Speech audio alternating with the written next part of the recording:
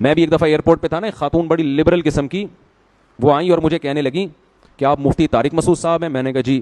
ایک سوال پوچھنا ہے، آپ ناراض تو نہیں ہوں گے؟ میں نے کہا پوچھ لیں۔ تو میں نے کہا، کہتی ہیں کہ میں نے تجربہ یہ ہے کہ جب مولانا ٹائپ کے لوگوں سے اس طرح کا سوال پوچھو تو وہ غصہ کرتے ہیں۔ وہ کیا کرتے ہیں؟ غصہ، اور گستاخی کا فوراً فتویٰ لگا دیتے ہیں کہ آپ تو نبی کے گستاخ ہو۔ میں نے کہا آپ بالکل آزاد ہو کے سوال پوچھیں، میں آپ پہ گستاخی کا فتویٰ نہیں لگاؤں گا۔ سوال حدیث میں آتا ہے کہ جو محتاج ہے نا، اس کا تو علاج ہی سوال میں ہے۔ اگر اس پہ سوال پہ پابندی لگا دو گے، وہ بیچارہ کیسے، وہ گستاخی کے چکر میں ہی لگا رہے گا۔ اگر ٹھیک ہے، سوال مہذب انداز میں ہونا چاہیے، الفاظ شائستہ ہونے چاہیے۔ تو ان محترمہ نے سوال یہی کیا جو ان صاحب نے کیا تھا کہ نبی صلی اللہ علیہ وسلم نے 9 بیویاں کیوں رکھیں، اور اتنی کم عمر لڑکی سے آپ نے نکاح کیوں کیا؟ یعنی یہ سوال میرے دماغ میں پک پک کے نا مجھے اسلام سے سوال نے دور کر دیا۔ میں نے ان سے کہا مجھے ایک بات بتائیں، اگر نبی صلی اللہ علیہ وسلم نے یہ کام معاذ اللہ عیاشی کے لیے کیا ہوتا تو عیاشی کی عمر 50 سال ہوتی ہے یا 25 سال؟ بولو نا، عیاشی کی عمر 50 سال ہوتی ہے یا 25 سال میں زیادہ عیاشی ہوتی ہے؟ 25 سال میں ہوتی ہے نا۔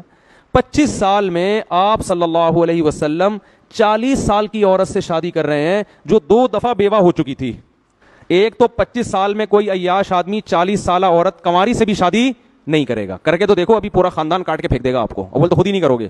نمبر 2، 25 سال کی عمر میں 25 سال کی اگر بیوہ مل رہی ہو تو اس سے بھی کوئی شادی نہیں کرے گا، اور 25 سال کی عمر میں ایسی بیوہ جو 2 دفعہ بیوہ ہوئی ہو اور اس کی عمر 25 سال ہو، اس سے بھی کوئی شادی نہیں کرے گا، تو 2 دفعہ بیوہ ہوئی ہے۔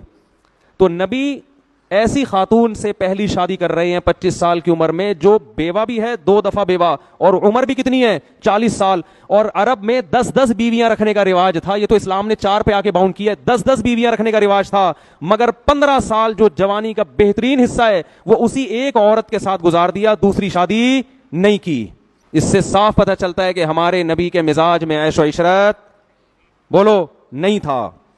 حالانکہ عرب میں کم عمر لڑکیوں سے شادی کا رواج بھی اور 10 بیویاں رکھنے کا رواج تھا۔ بہت سے صحابہ مسلمان ہوئے ہیں نا، تو جب اسلام قبول کیا ان کے نکاح میں 10 بیویاں تھیں، آپ نے فرمایا 4 کو رکھو، باقی سب کو کیا کر دو؟ چھوڑ دو، 4 سے زیادہ کی اجازت نہیں ہے۔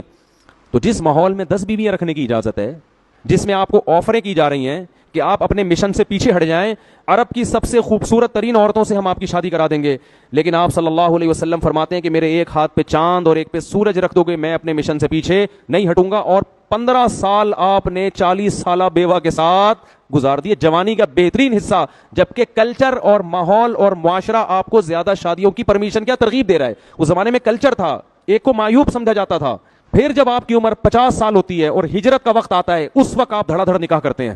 یہ صاف بتانے کے لیے کہ آپ نے جو اتنی بیویاں رکھی یہ اپنے مزاج یا معاذ اللہ عیش کی وجہ سے نہیں، بلکہ اسلام کے حکم کی وجہ سے، کیونکہ اسلام کے احکام نبوت کے بعد اور ہجرت کے بعد آنا شروع ہوئے ہیں، ہجرت سے پہلے اسلام کے تفصیلی احکام نہیں آئے تھے۔ بات آ رہی ہے سمجھ میں؟